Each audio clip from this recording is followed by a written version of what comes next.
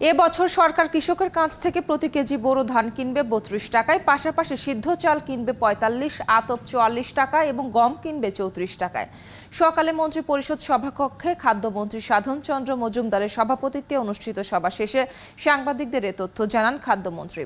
আসন্ন বোরো মৌসুমের ধান ও চালের সংগ্রহে মূল্য নির্ধারণ করতে এই সভার আয়োজন করা হয়। সভা শেষে খাদ্যমন্ত্রী আরও জানান, এবছর ৫ লাখ টন ধান, ১১ লাখ টন সিদ্ধ চাল, আতপ চাল ১ লাখ টন এবং ৫০,০০০ টন গম সংগ্রহের লক্ষ্য ঠিক করেছে মন্ত্রণালয়।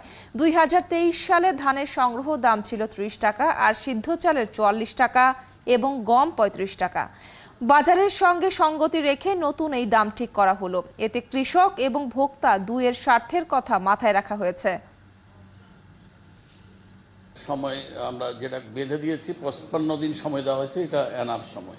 আমাদের বড় সংগ্রহতে টার্গেট ১১ লক্ষ সেদ্ধ চাউল, ৫ লক্ষ মেট্রিক টন ধান এবং ১ লক্ষ মেট্রিক টন আতপ চাউল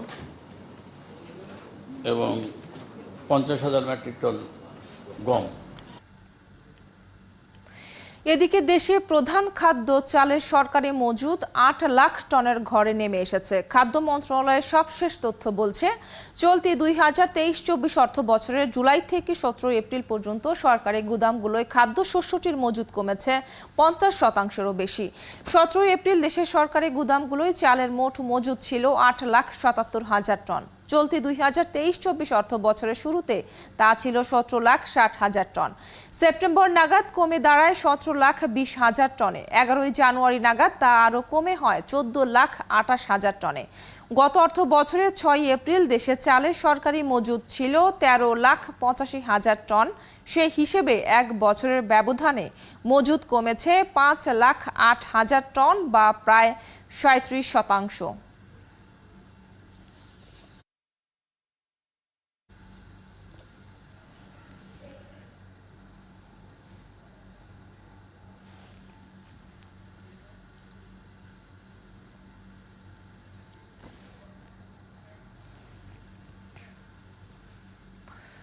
দর্শক, এবার বোরো মৌসুম ধান চাল সংগ্রহ কর্মসূচি ঘোষণা করেছে সরকার। এমন সময় তা হয়েছে যখন সরকারি গুদামে চালের মজুদ গতবারের এই সময়ের চেয়ে প্রায় ৩৭% কম। এদিকে গ্লোবাল ফুড ফোরকাস্ট সবশেষ প্রতিবেদন United states department of agriculture USDA বলেছে, চলতি মৌসুমে বাংলাদেশে বোরো চাষের আওতা ৫০,০০০ বেড়ে ৪৯ লাখ হেক্টর, আর চাল উৎপাদনও ৫ লাখ টন বেড়ে ২,৫,০০,০০০ টন হতে পারে। তবুও কি সরকারি গুদামে মজুদ ঘাটতি বাজারের জন্য ঝুঁকি নয়? উপরন্তু গত কয়েক বছর ধরে দেখা যাচ্ছে উৎপাদন বাড়লেও চালের দাম কমে না। তাহলে চালের বাজার আচরণ কি পরিবর্তন হচ্ছে? হলে তা আসলে কি রকম? এসব নিয়ে কথা বলতে চাই। অর্থযোগে এই মুহূর্তে আমার সঙ্গে যুক্ত হচ্ছেন ডক্টর আইনুল ইসলাম, অর্থনীতিবিদ, এবং জাকির হোসেন রনি, তিনি জ্যেষ্ঠ সহসভাপতি বাংলাদেশ রাইস মার্চেন্ট অ্যাসোসিয়েশন। দুজনকেই স্বাগত এবং ধন্যবাদ জানাচ্ছি যুক্ত হবার জন্য। এই মুহূর্তে আমার সঙ্গে জাকির হোসেন রনি, আপনি নিশ্চয়ই শুনেছেন যে এবার সরকার ১১ লাখ টন সিদ্ধ চাল, মোটা চাল কিনতে যাচ্ছে কেজি ৪৫ টাকায়, আর আতপ ১ লাখ টন কেজি ৪৪ টাকায় কিনতে যাচ্ছে। এই দাম নিয়ে একটু আপনার পর্যবেক্ষণ শুনতে চাইব। আসলে সরকারের খাদ্য সংগ্রহ এবং মজুদ বাজারে কি প্রভাব ফেলে, আপনার অভিজ্ঞতা কি, এটা নিয়েও যদি আমাদেরকে একটু বলেন। এখন এবারে যে মজুদটা এখন পর্যন্ত নেমে এসেছে ৮ লাখ টনে, এটা স্বাভাবিকভাবে আপনার ১৮-১৯ লাখ টন বা কম করে হলেও ১৫ লাখ টন থাকা উচিত এই মৌসুমটাতে। কিন্তু সরকারের মজুদ নেমে এসেছে ৮ লাখ টন। এটা কিন্তু আপনার মানে ভালো সংকেত দিচ্ছে না। এই জিনিসটা কিন্তু চালের বাজারের দাম বাড়ানো বা আমাদের জন্য একটু মোটামুটি বিপদই হতে পারে। এই অবস্থায় সরকারের যে চুক্তি হয়েছে বা সমঝোতা হয়েছে ভারতের সাথে যে চাল আনার ক্ষেত্রে, সেইটা যদি ভারতের থেকে তারা যত তাড়াতাড়ি বাস্তবায়ন করতে পারে এটা সঠিক হবে। আর আপনি যে দামের কথা বলেছেন, চাল সংগ্রহের ক্ষেত্রে যে দাম, সরকারের যে দাম, এটা কৃষকদের একটু দাম বেশি না দিলে কৃষকরা সামনের দিনে ধান ফলাবে না।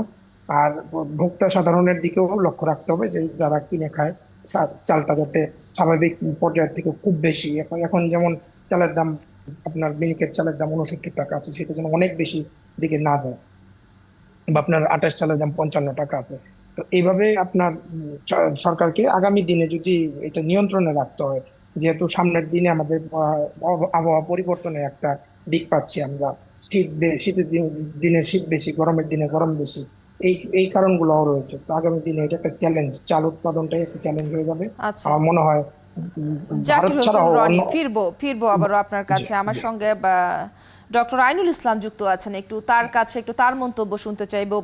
ডক্টর আইনুল ইসলাম, ইউএসডি এর হিসেবে এবার বড় উৎপাদন হতে পারে 2,05,00,000 টন।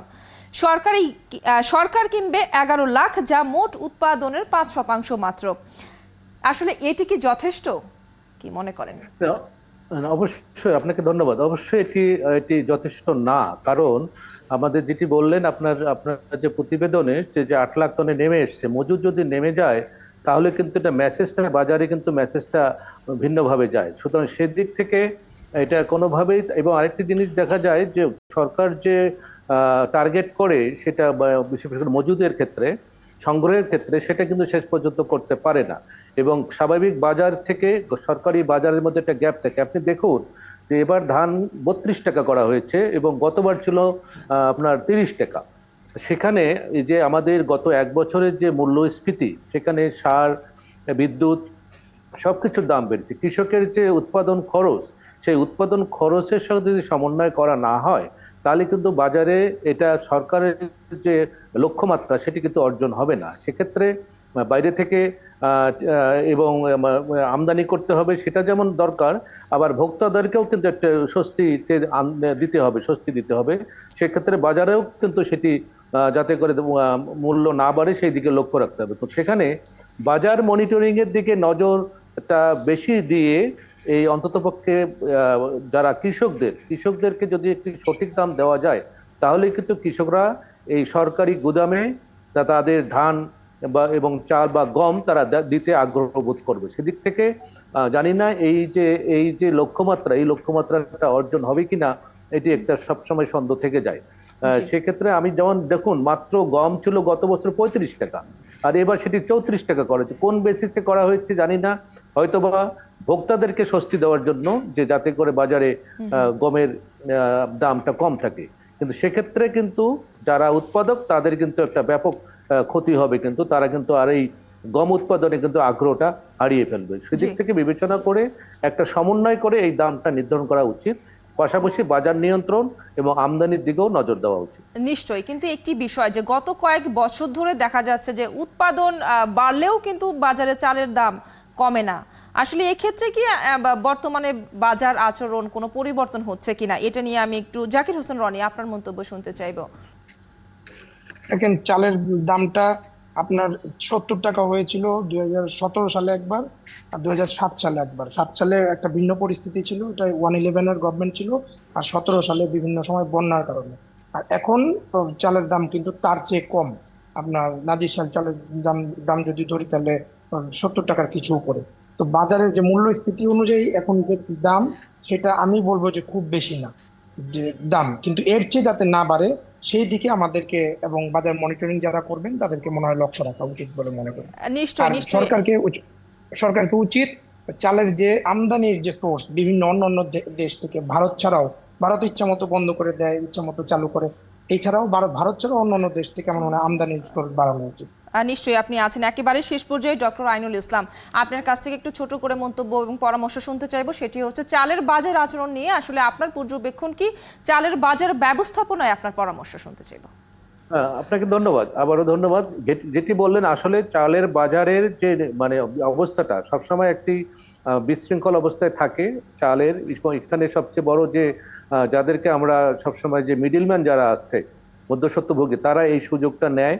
একই সঙ্গে যে কথাটা আমার পূর্ববর্তী বক্তা বললেন, আমি তার সঙ্গে একমত, যে শুধু ভারতের উপরে আমাদের নির্ভর না করে বা পাশাপাশি অন্যান্য দেশের সাথে যদি আমরা মানে আমদানিটা শুরু করতে পারি তাহলে বাজারটা নিয়ন্ত্রণের ব্যাপারে আসলে বাজারে সরকারকেও কিন্তু একটি ভূমিকা রাখতে হবে। বিশেষ করে আমাদের যে যারা মিডিল ম্যান আছে তারা একটা ক্রাইসিস তৈরি করে, সেদিক থেকে চালের সরবরাহটা সবসময় যেন একটু স্বাভাবিক অবস্থায় থাকে এবং গ্যাপ যেন তৈরি না হয়, সেদিক থেকে কিন্তু চালের বাজারকে নিয়ন্ত্রণ করা যেতে পারে। জি, অসংখ্য ধন্যবাদ ডক্টর আইনুল ইসলাম, এবং অনেক ধন্যবাদ জানাচ্ছি জাকির হোসেন রনি যুক্ত হবার জন্য এবং এই মুহূর্তে আমাদেরকে সময় দেওয়ার জন্য।